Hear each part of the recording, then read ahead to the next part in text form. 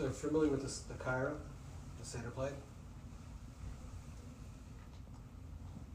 So if you look at the càara, if you look at the Seder Plate, you'll notice that there is, the càara is a circle.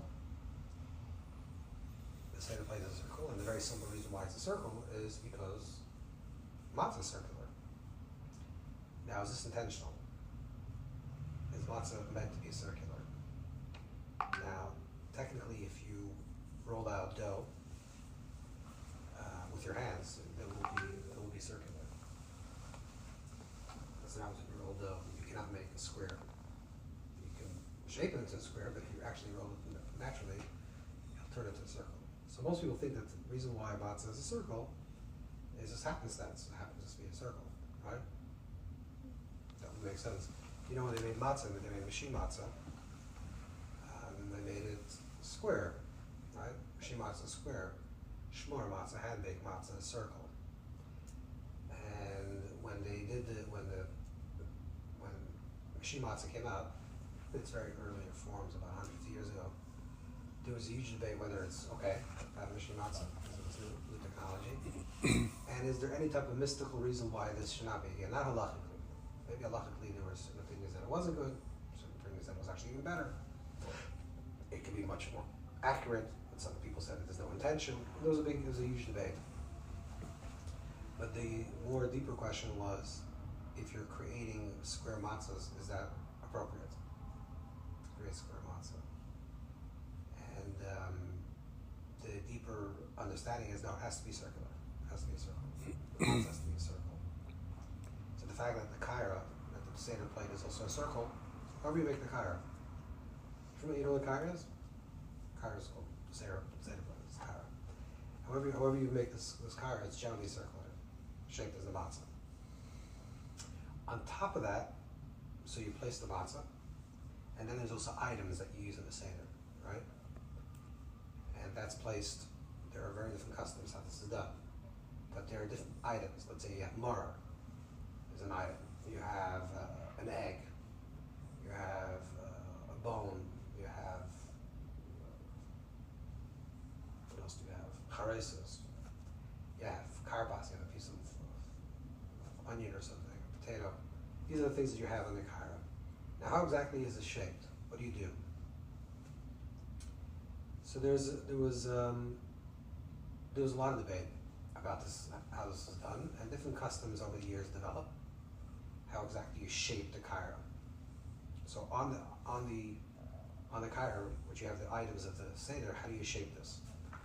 Now there was the older Ashkenazic custom, which is done one way, and then the Ari developed another way of doing it, and that's the way most people do it today. And the way the Ari developed the càara is that they're shaped like two triangles. So you'll have an upper triangle, you have one to the right, one to the left, one in the middle, and one to the right, one to the left, and one to the middle.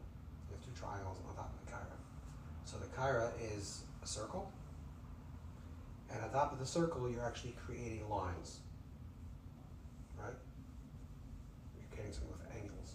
So you have something that has no angles, and then you're creating something that has two angles, and you have point 1, 2, 3, then 1, 2, and 3. You have 6 items in total, and 2 separate triangles. Are you familiar with this card? Are you familiar with how this looks? You're not familiar. Do you have a agada? What? Do you have any agadas? Yeah. Would you put a separate plate on top of the circle one? So wait a second. So we'll see how this works. That's where you keep the agada? No, it was here last time. No, any agada. Just know. any agada. You know agadas? I do. Might be on there. I have virtual one. Oh, you have virtual? Yeah. Right here. Okay. Keep them out, because that does have the Seder okay. Plate. Let me see. I'll just make it a bit lighter here. If No. you look at this. Google it. Okay. This is on page 18. No one has this. Not Oh, this. this one, right? Yeah. Where it looks like a triangle? Yeah. Yeah. Two triangles. This is not like this. Okay, it's on page 18. It's a different custom thing. I'll get 2 more. Thank you. Right. So this is the way it's done. The càara is actually this plate. So on the plate, you have the upper triangle, and you have a Zroy Beitza and a Mara, and then the lower triangle is Haresis, Karpas, and Chazeres. Okay, that's the way it's shaped. So if you just use your little bit of imagination, or if you see imagery, you'll see that there's a circle, right? And on top of the circle there's two. Now where do you put the matzah? Where do the matzah go? So again, there's various different customs. We're gonna focus the way that Ari talks about it, the way that Arizal does, and this is the way most of the world actually today practices. Yeah. Or else Sephardic have a little custom, Ashkenazic, traditional Ashkenazim, a little differently. The Gra does a little differently. But this is the general custom. So what you do is, some people have the matzah here, and then they'll have the ca'ara plate. And on the ca'ara plate, you'll have all these 6 items. And according to the Ari, the way you do it is you have 3 matzah. On top of the matzah, you put the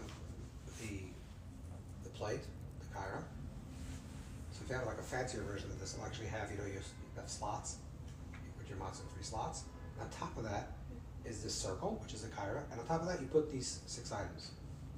So the matzah is lying underneath. And on top of that is these 6 items. That's the way it's according to the prevalent custom. Now in total, just count the numbers, you'll have 6 items, plus 3 matzah, plus the ca'ara itself, which is what's holding it, is 10. So these are going to correspond to the 10 sefirot, to the 10 spiritual emanations. And the 10 sefirot are connected to these 9/10 items. So one is the container, which is holding everything, which is the ca'ara. And then on that, underneath that is going to be 3 matzah, and on top of that is going to be these 6 items.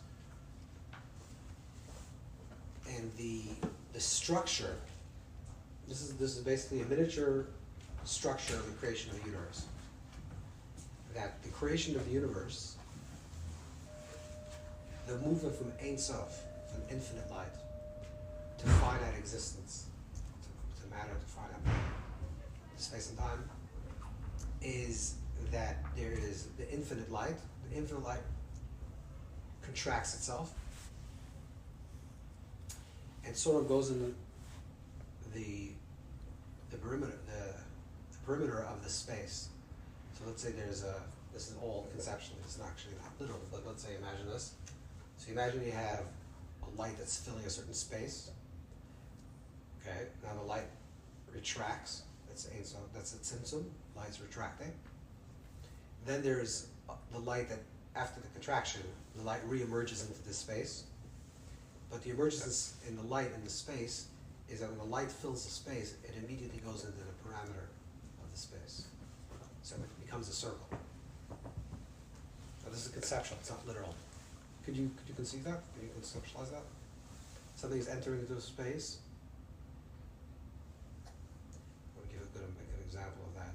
Let's say you fill up a room with smoke. I don't know if it actually works this way, but let's say you fill the room with smoke, and you pump smoke into the center of the room. The smoke will automatically go to the surrounding, and I'll leave an empty space within the middle. Okay, that's similar to this idea, where the light enters. There's an entering of this light, but the light first comes circular. Is it the eagle? This is the eagle. This is called the Great Circle. Okay. After the circle, there emerges something called Yasher, which is the direct line, which is also called Kav, which is a line. Let's try to bring it down 1,000 levels. It's like this. From the infinite light to create finitude, or from the movement of something that's infinite and one to the world of duality and separation, or apparent separation and duality, in order for that to be created, the infinite light has to retract itself. Because if the infinite light is just an expansive state, then it overwhelms everything. So even if there's an emergence of finitude within the infinity, if there's just infinity, it overwhelms the vessels of finitude. I'll give you an example of this. Let's say you enter into a conversation where 2 people are talking about astrophysics, and you're not an astrophysicist. you have no idea what they're talking about, right? So you enter into their space, but if they're talking and they're very animated in their conversation and you're just present there and you have nothing really to add, you become completely overwhelmed in the conversation that you almost don't exist there. This is similar to with infinity, the divine self, Hashem, or whatever you want to call this, the source, is not infinite, is not finitude. Because both infinity and finitude are both expressions of something that's larger. The Creator himself, itself, is both infinite in expression and finite in expression. It includes both. Or to say differently, it has both light and vessel. But when there is an expression of the light, of infinity, it overwhelms the vessel, but the vessel doesn't recognize itself in the experience. So it's like the person that's having a conversation with another two people, and they start talking about something that's way over your head, and you're just present, but you're not really there. This is the overwhelming expression of infinity, that finitude is there, it's just not revealed. Are you following this analogy? This would be like Tayu? No, this is way before this. This is way before. This is the way. This is eagle. No, this is before this. Oh. This is the way everything exists within. Or in Caleb. The Or, the Kli exists within the Creator. I also heard that eagle was chaos. Also. Wait 1 second, before we get to that. In order for the revealing of the Caleb of the vessels, in order for there to be a revealing of the finite, infinity had to contract within itself to allow for finite existence or finite vessels to appear. Which means the finite vessels are also included within God. It wasn't a creation, it was always there. Hashem is not infinite, Hashem is not finite. Hashem is before the Tzimtzum, the infinite light overwhelms the finite light that doesn't allow for finitude to be expressed, to exist. So what the Tzimtzum does, the contraction does, it allows for the finite existence to emerge. You're following? It doesn't create the finite. It allows for finitude to show. It's like, for example, these two people are having a conversation, you're present there, and you feel like, completely like an imbecile because you have nothing to add to the conversation, and then they start talking about sports, and all of a sudden, whoa, okay, I can talk about that. And then you feel like you're back into the conversation.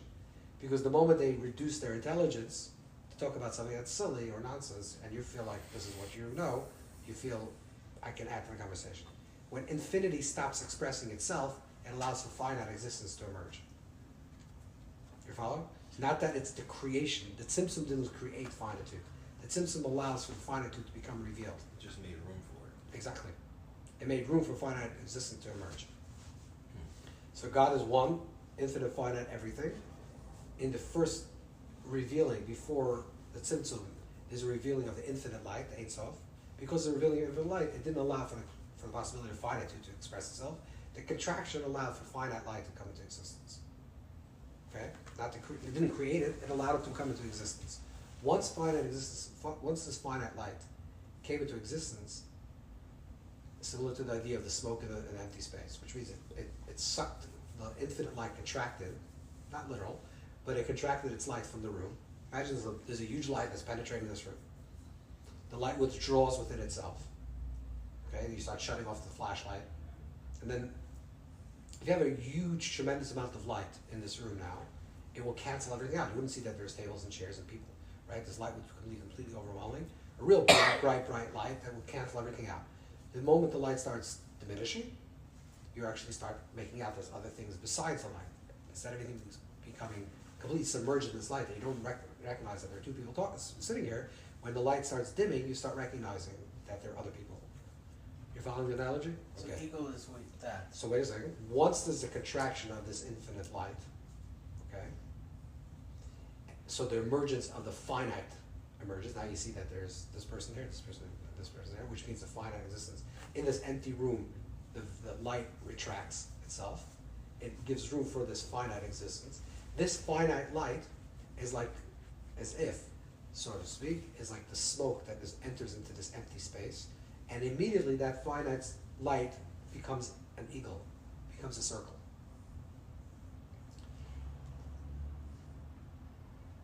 In the world of circle,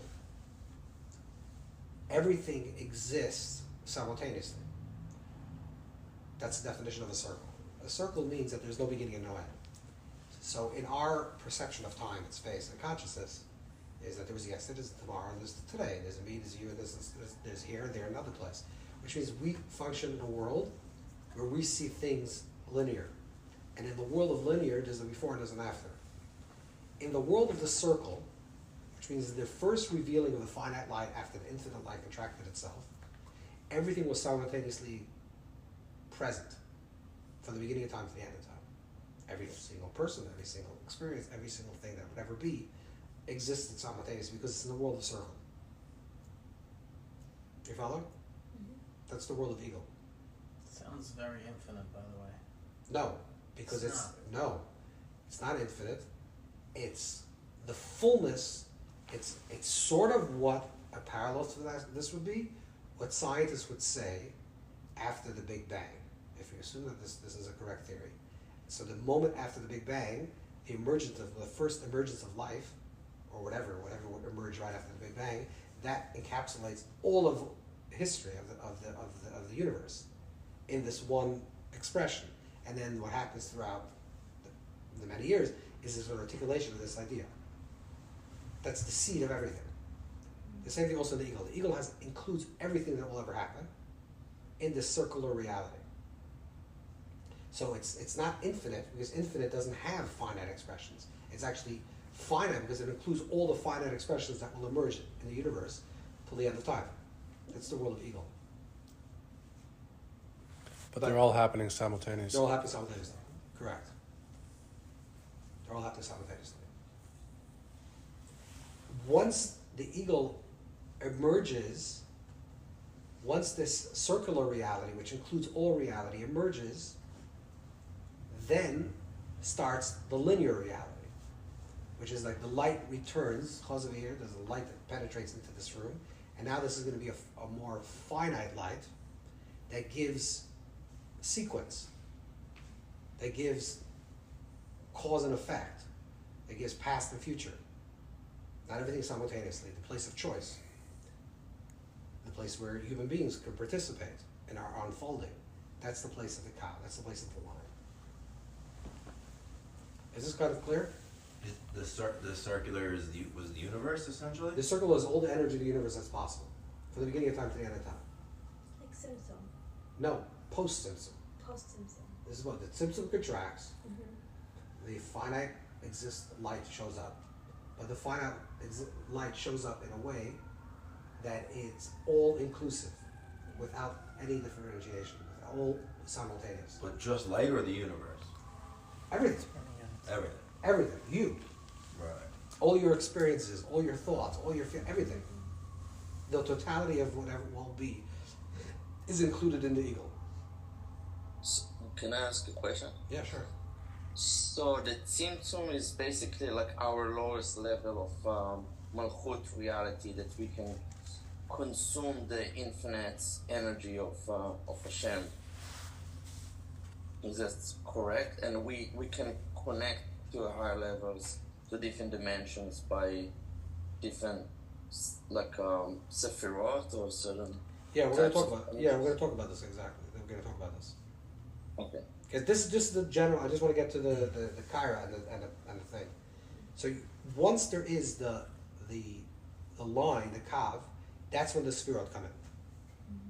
So when there's the Sefirot, we talk about 10 points. That there is a point of Chachma, wisdom, and Bina, understanding, and Das, knowledge. All those realities only start emerging in the world of Kav, in the world of line, the world of linear, of Yashar, of direct.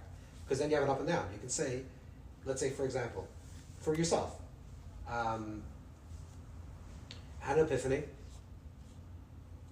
Because then I thought about it, I started thinking about what this idea I should do, and then I started implementing it.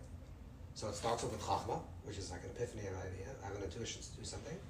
I think about it with my power of Bina, to understand it. Then I implement it through my power of Das, which is awareness, conscious awareness, as I bring it down to my heart, how I'm going to feel about it, and then actually how I'm going to make it happen in this world, until it actually happens. So it starts off with an idea, and then it goes through stages. It goes through 10 stages until it's developed fully. Which means that in the world of the line, of the linear, is where there's an up and down, and there's a shtalshel, there's a movement from one to the next. The grand example of this idea of all the sefirot would be a person wishing to create a home. Let's say build a home.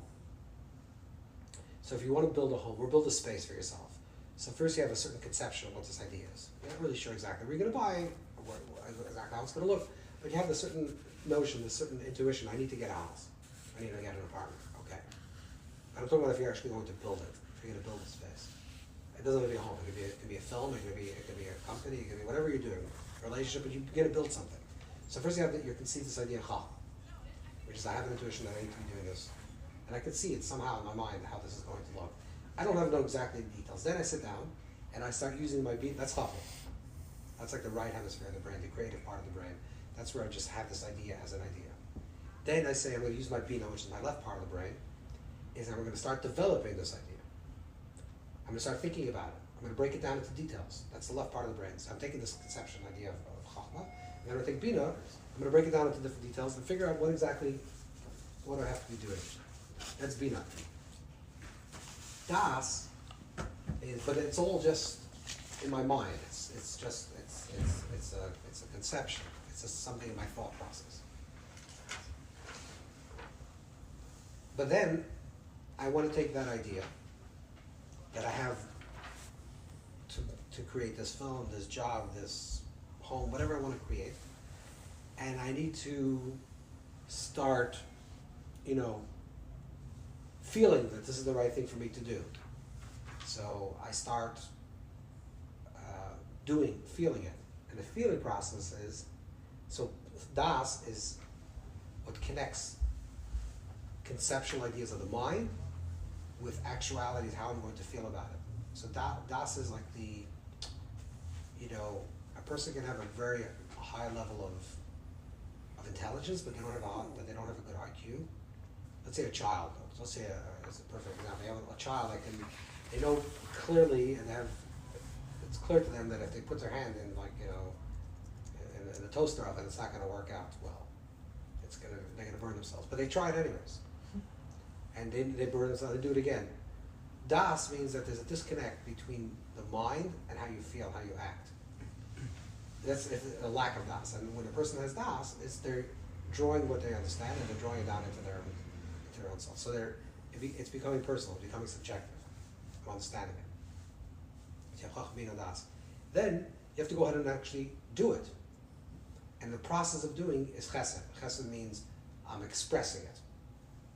Chesed is a right column emotion, which is I'm expressing. I have this idea, I need to go. So I'm going to pick up a hammer, let's say, or pick up a film, whatever I'm doing. I'm going to pick up a hammer and start building. Chesed is the process of the proactive action here that I have to be doing, and gvura is the restrictive aspect. So let's say if I'm knocking in a hammer and a nail, so gvura means that I'm holding down the nail, and chesed means that I'm banging it in. Right? So there's a restriction and a giving. The chesed is the giving, and the gvura is the restriction. And every single creative act, and everything that you're doing in this world, you have to know where you have to emote, where you have to express, where you have to give, and where you have to hold back. Right? That's the process of anything. Anything that you're doing in this world, you can't just say, I'm going to do everything. I'm going to do, okay, that's excellent, but you have to know, and where you're restricting. What's the restricting process in this development of this creative idea? So you have the chesed and the gvura. And then you have to create some type of balance between these two, which is tiferes. So the chesed, gvura, tiferes is the movement out, the movement in, the extrovert, the introvert, with moving out and moving in, and then some type of balance between these two.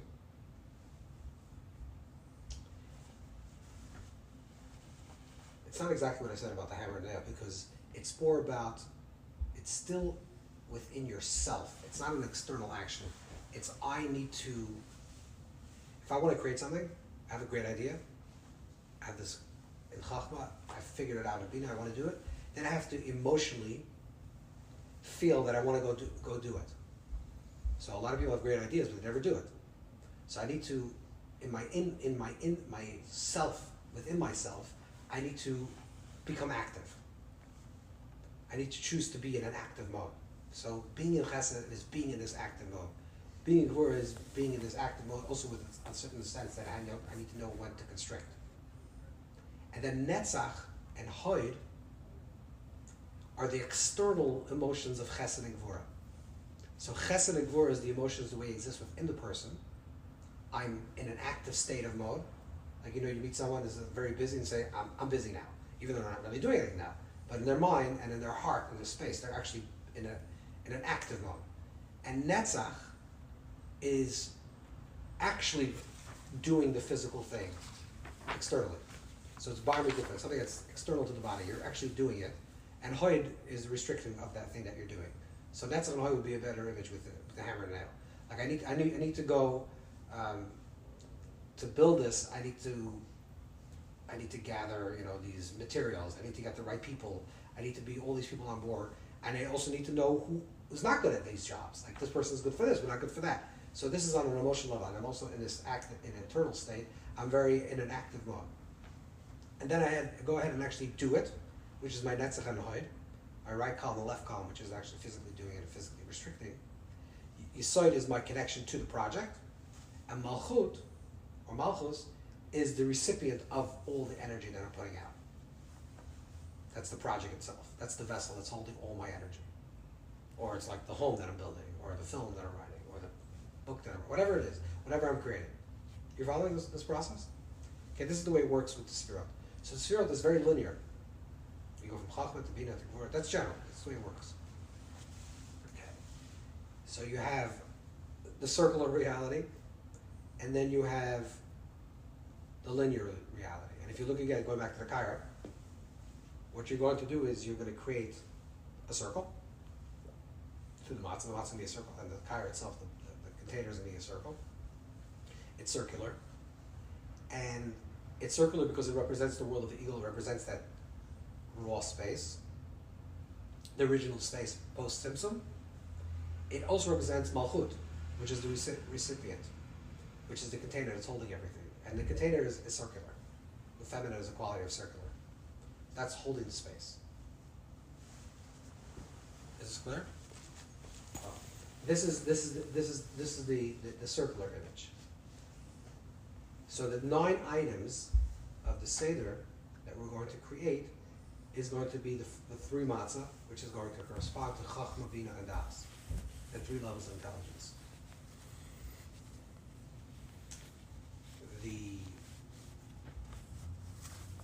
The top matzah is Chachma, the middle matzah is going to be Bina, and the 3rd matzah, the lower matzah, is going to be Das.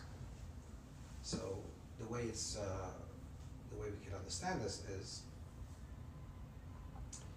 that the top matzah remains whole until you eat it. Okay? That wholeness represents chachma, wisdom, intuition, right brain. Because the way you think about things in the right brain is that they all exist in your mind simultaneously. When a person has a creative idea, or intuition of something, they're not thinking in sequence. They're not thinking X, Y, and Z. When a person has an image, okay, I need to do this, or I need to create that. It's a flash of insight, and it comes to the person as a whole. It doesn't come to the person in details. The middle matzah corresponds to Bina, because the middle matzah is the matzah that will actually break in half. Right? That's the matzah that you're going to the beginning of the Seder, you're going to break, because the breaking of the matzah itself represents the idea of dissecting things, which is Bina. Bina is the left part of the brain, which is L'havim Da'avim Seichel Lev. You're thinking about one thing through the second thing, which is the way the left brain works is through details. Right? So it's broken. That's the idea of Bina. And the bottom matzah is Das, represents Das. Because Das, we said before, remember Das is the awareness, but Das is what connects the mind and the heart. So like a child doesn't have Das, because they can understand that they have to be doing this, but not necessarily they're going to act this way. So das is a connecting act. What do we do with the final matzah, the lower matzah? The lower matzah is what we create the sandwich with the matzah and the maror, or the pesach matzah maror, which is a sandwich of opposites. You're taking redemption, which is the idea of the offering of Pesach, the carbon Pesach, the meat, or matzah, and you're putting it together with the maror, and you're eating it as a sandwich. So you're creating is a unity between the upper and lower worlds, or between the opposite worlds. That's the idea of das. If you think about this in terms of the name of Hashem, Yud Kei Vav Kei, if you don't understand what I'm saying, just in the Yud and the Hey and the Vav and the Hey. So the Yud is the upper matzah is the Yud, Chachma. That corresponds to Chachma, to wisdom. The middle matzah is when you break the matzah. So you break a smaller piece off the bigger piece. That's actually a hay, right? That's the way it's going to be shaped. It's going to be shaped like this, with one leg. It's going to be shaped as a hay. I mean, you have to be a little creative to see it, but that's the way it's going to be shaped. If you have a circle, you pull off the left side of it. You can have something that looks like a dalet, and then a line, which would be the hay. So that represents the hay. But the left leg of the smaller matzah, this afikomen, is also a vav, right? It's a line. So you have the hay and the vav in the middle matzah. The final matzah, which again you're going to break and have a sandwich, is going to be the final hay as well. So this is the way the matzahs are ordered. So you have the upper matzahs chachma, bina, and das. So you start from the above and you go to the low, chachma, bina, das. Now what you do on Pesach is you actually take the matzah, and in the sefirot first comes the chachma, bina, das, the mind, and then comes the emotions, chesed, gvura, tiferes, and the emotions. So what you should really be doing is you should have the matzah on top and underneath the ca'ara. Right? If you follow the structure, you have chachma, bina, das, top matzah, middle matzah, lower matzah. Then you have the 6 items, which are going to be the sefirot. Then you should have chesed, gvura, tiferes, which means the lower items. But you don't do that. What you do is actually the reverse. You put chachma, bina, das, and you put it on the bottom, and then on top of that you layer the emotions. Okay? Now one of the reasons that you do this, as opposed to doing the other way, even though we have to be very creative how we do it the other way, I guess you could do little sticks or something, is because Pesach night, which we'll see soon, is about structure, but getting to a place that's beyond the structure. It's about the shalshal, it's about the structure of the order of the universe, but it's about really getting to a place that's beyond the order. So you'll do chachma, bina, das, and then on top of the ca'ara, this is what you'll have. If you look at the page, you'll see very clear. So you have two triangles. The top triangle is Zeroya, then a Veitza, and then a Mara. So the Zeroya is the Zeroya and the Beya, which the Zeroya is like a bone, technically like the right leg of an animal, but we don't do that. So just some type of bone of an animal. Most people take the neck of a chicken or something like that. So the Zeroya and the Beya corresponds to the 2 offerings that were offered on Pesach in the times of the Beis Hamikdash, in the times of the temple, which was the carbon Pesach, the offering of Pesach, and the Chagiga. It was like a celebratory offering that was also offered. So the Gemara says you have to bring 2 tafshilim, you have to bring two items. Now the Zeroya, you don't eat. The Zeroya is just there, it's symbolic, you just keep it there on the Seder Plate. It's just a reminder of the carbon Pesach, the offering of Pesach. The Zeroya corresponds to the sefira of Chesed. The Zeroya represents Zeroya Netuya, the outstretched arm. When it says that Hashem took us out of Egypt, it did it with an outstretched arm, which means that it was a revealing of Chesed, a revealing of kindness. What does kindness mean? Kindness means that in order for us to receive, if I am receiving through Gvura, that means I deserve. If I'm receiving a kindness from another person, it means I don't deserve. So Zeroya Netuya means that the people in Egypt, Klal Yisrael were in a state of the 49 levels of Tumah. They were in a very deep negative place. And the story of Pesach is Passover, literally, passed over. What does it mean, passed over? Passover means that we reached levels beyond what we worked on and expected. So it wasn't that we were worthy of receiving this type of redemption. And it wasn't that we had such expansive consciousness that we left the state of slavery and inner slavery. No, we were stuck in the same place like the Egyptians were, both marred in a very deep level of idol worship and stuckness and a real negative trauma.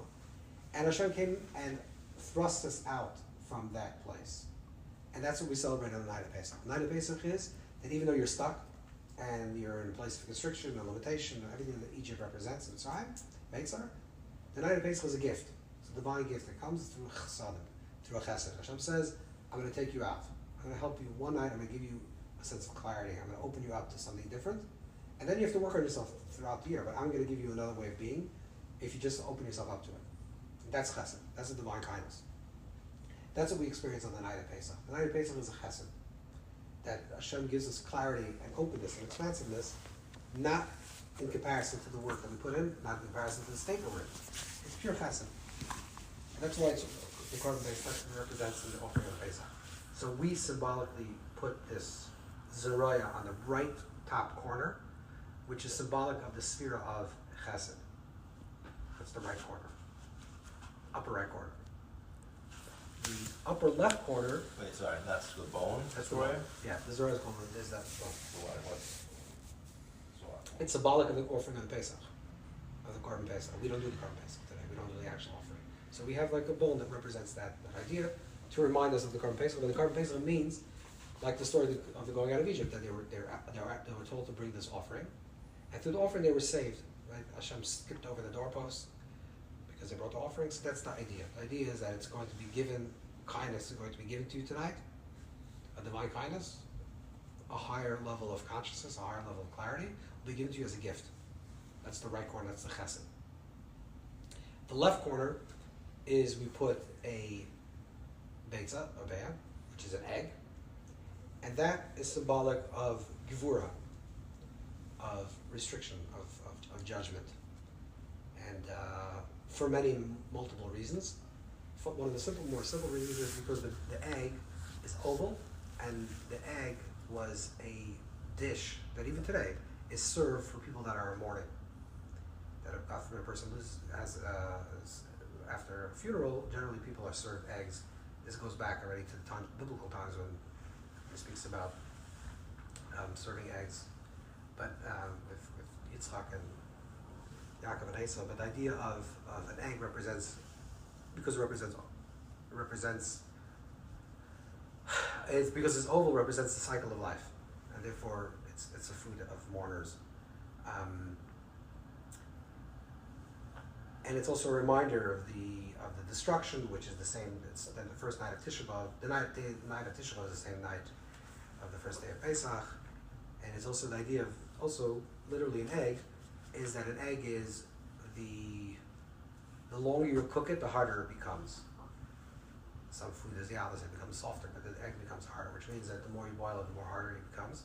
So it's the idea of gevura, but also, which is also important, why we use the egg, is because the egg also represents possibility of new life. Even though the egg that we eat doesn't have new life, but it has potential new life, theoretically, if it was done in a regular way, not fabricated eggs, but eggs that are natural, is that they represent the possibility of an efrech, the possibility of giving birth to something else. So it's like a hard egg, and if you break it open, there could be new life, and that's gvura.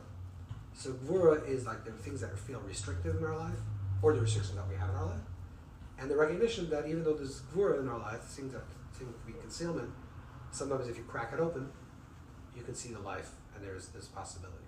So that's the chesed on the right side, and the left side you put the gvura, which is the beya.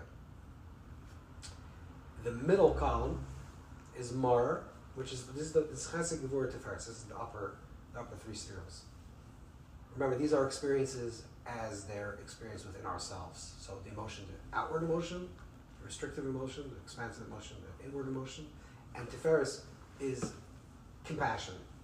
And compassion, which is the Mara. The Mara is the compassion. Now the reason why it's compassion is because compassion is a blend between kindness and restriction. Because in the world of chesed, of pure kindness, it's not about the recipient of your kindness. It's the need to be kind. There are certain people in the world, there should be more such people, that have such a tremendous need to be kind, that it's not relevant whether the recipient desires to receive your kindness, but I have a need to show my love to you, to express my love to you, to express my appreciation for you. This is a need. This is a human need to express kindness. Sometimes it comes in a detrimental way because it's not about the receiver. It's not about, you're not really conscious or aware about the receiver. You know, you walk into someone's apartment, let's say, for example, you really want to show that you're really kind, you want to spend time with them, and the person's tired. Right? So, okay, that's a very nice thing that you want to show these gestures of grand gestures of kindness, but the real kindness now is to leave the apartment, is to leave the house. So this is a chesed, the consciousness of chesed, or the idea of chesed, is chasdal. I just need to express myself to that other person, and it's not about the other person. Restriction is all about the other person, because when a person restricts, what are they saying? They're saying, I would like to give you, but I recognize that if I give you, let's say, if I'm a parent, if I give you money, you're gonna, it's gonna get on spending and you'll be spoiled. So I'm gonna hold it back. So I'm very much aware and cognizant of the recipient. So Gvura is about, Chesed is about me, Gvura is about you. That's what the midah of Gvura, that's the attribute of Gvura, is always about a certain awareness of the receiver. And unfortunately, the harsh act of Gvura is, therefore I'm not going to give you anything. I would love to give you because I feel I need to give. But I know that you're going to receive it, you're going to receive it in the wrong way. I'm not going to give you anything. And what's compassion? This is the true way of giving. Compassion giving means I recognize that I need to give, but I have an awareness of who you are and what you could receive. And we're going to do something of a harmony between these two things. What I can give and what you can receive. So compassion, Tiferes, is a blend between Chesed and Gvura. Okay? That's why it's the middle sphere. And the item that we place for the sphere of compassion is Mara. It's actually the Mara. Now, this is interesting because in a lot of the earlier versions of the Ca'ara, not the Ari, there's only one Mara on the Ca'ara. The Ari actually divides the Mara into two. And he says there's going to be the Mara that we eat as Mar, as the mitzvah to eat Mara. It's the Rabbanah to eat Mara, and also the Chazeres, which is going to be in the sandwich or the Hillel sandwich. So they're two separate things. And the simple reason why Mara is compassion is because sometimes in order for us to be compassionate to other people, we have to be aware of our own situation. And the more we become aware of our own struggles or our own hardships that we're dealing with, the more compassionate we can be to other people. So Mara is a way to open ourselves up to feel the bitterness. We spoke about this last time, not depression, not absence of mirrors, Mara's mirrors, to feel the difficulty of the situation that you're in and the longing to be in a better situation. And that opens ourselves up to be open to other people's pain as well. And the Zohar says that what we're saying is that I'm feeling this mirrors, this bitterness, and I have compassion. We're saying, Hashem, you should have compassion on us. So the middle of the right, on the upper sphere, is Chesed Gvura, that's the Tiferes, that's Mara. Okay. That's the top. So these three also represent the mitzvahs that are connected to the Torah mitzvahs, because it's the Korban Pesach, it's the Chagiga, and it's the Mara. The Charoises, Karpas, and Chazeres. So the Charoises, you know what Charoises is? Charoises is basically apples, pears, nuts. It's Evan. Apple, pear, niece, baron, niece. So that's the general thing. You put a little wine. Charoises. Familiar with charoises? Okay. So the general, and what is karpas? And karpas is a vegetable. Some type of vegetable. Some people take a potato or celery or onion. Those are the two things. Now the charoises is sweet and the karpas is bitter. Also, a very clear distinction between these two is one is fruits and one is a vegetable. Right? Charoises are created from fruit, and karpas is created from a vegetable. The difference is that's the difference between netzach and hoid. So we said before, there's Chesed Gvura Tiferes, which is the emotions the way they exist within you, and then there's the emotions as they are expressed outside of you. So, for example, every single thing in this world we can do it from a place of netzach, which is power, confidence, or we can do it from a place of hoid, which is humility and humbleness. So we're already acting in this world, and we're doing things in this world. So I have a certain emotion within me, and then I'm going to emote it, I'm going to express it in actuality. I can do this to reach my goal, to achieve certain things that I have to achieve in this world. I can do it through two postures. I can do it through a netzach, which is empowered and powerful, or I can do it from hoid, which is humility. Those are the inner experience of these two emotions, and they correspond to the difference between a fruit and a vegetable. A very simple language is that a fruit represents something that's sprouting outwards and is beautiful and has a pleasant aroma. It represents confidence. It represents netzach, perseverance, and that's why it also charosis is connected to tachas tapuach sticha, that represents the apple fruit, where it says that even though charosis is also connected to the cement that we build the buildings in Egypt. Especially as Ram says, the buildings are built in Egypt. So it represents something that's strong and holds up things. It also represents perseverance. That's not his perseverance. Where Klal Yisrael was in a state where there was tremendous decrees against them, and they still were intimate and had children.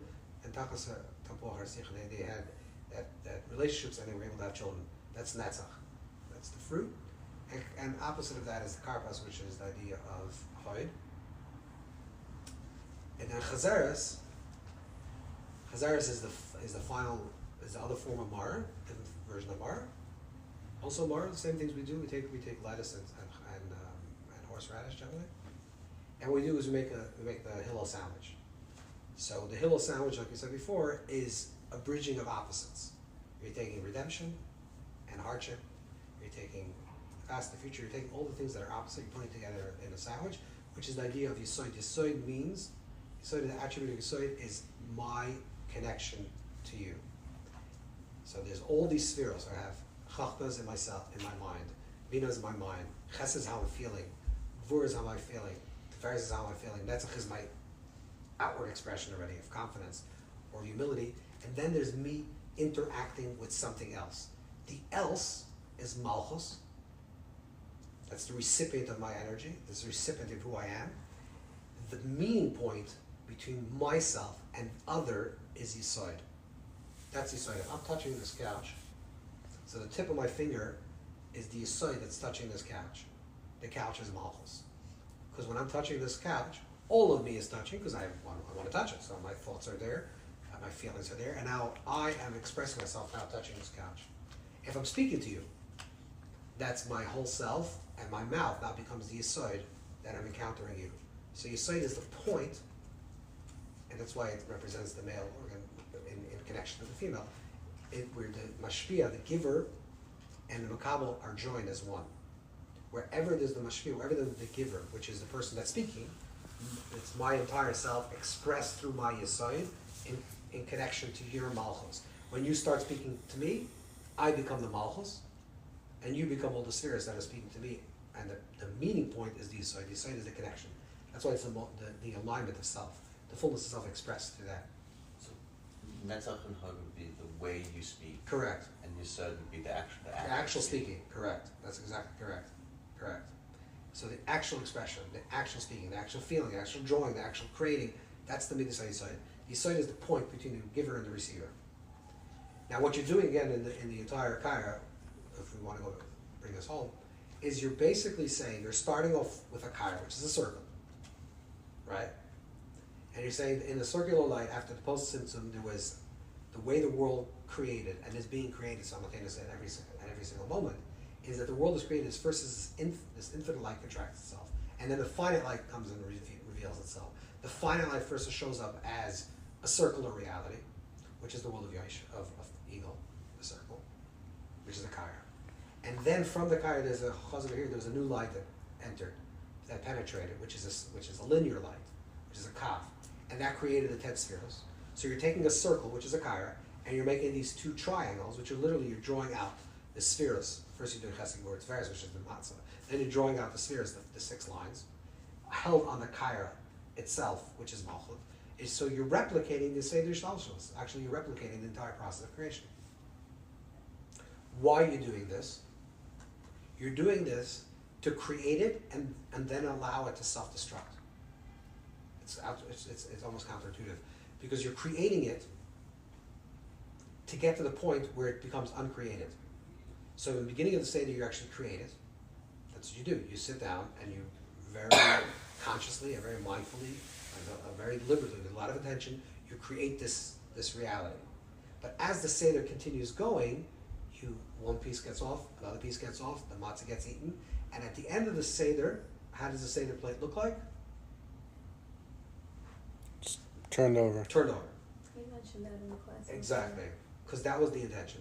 So the intention is to get to a place of freedom. So we have to what we're saying is, we're going to make a vessel for ourselves. We're going to recreate the Seder Shtalshalos, this order of the structure of the universe, so we have the proper vessels to assimilate and to integrate transcendence. Because Pesach is really about beyond order. Because if we want to be to a place of freedom, which we spoke about the last few times, if you want to be a place of freedom, you can't be in the world of structure, because structure doesn't give you freedom. In the world of linear reality, there is no possibility to change ever, because you're always the effect of the past. And if in the world of linear reality, your imagination is just based on your past, and therefore your future is already predicated on who you are now. So there is no possibility to ever break free, to ever start new, to ever have real ischachos, to ever renewal. So in order to do this, we have to get to a place that's beyond order, which is Pesach. Pesach means it's Passover, it's transcendence. So we're saying, but if we do that, and we just open ourselves up and we say, okay, here, Pesach, let it happen, then the experience will be like a high, but we won't have the proper vessels and the proper way to integrate these experiences. So what we're doing with the Ca'ara, we're doing this whole Seder is, we're saying, I am making the vessels that I'm going to be able to receive the experiences that I'm going to receive on Pesach night in a way that's going to have lasting effect. If your Pesach is a very pleasant Seder and you really feel free and you really feel open and expansive and clear and a lot of emunah and betachon and all these things that you're having on Pesach night, but the next morning you wake up and you're depressed and you have a hangover and everything is like, okay, what just happened? Then you didn't really, maybe you did, you experienced it then, but that means you didn't make the Ca'ara correctly. You didn't have the vessels correctly.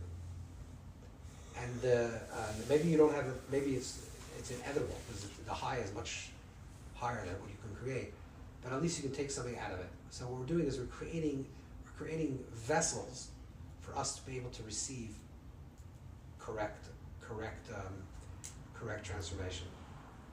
So it's important that what we do in the Seder, and we do all these items and we eat all these foods, we have intention what these actually represent. So we'll say that, okay, I'm eating matzah, so now I'm eating chachma.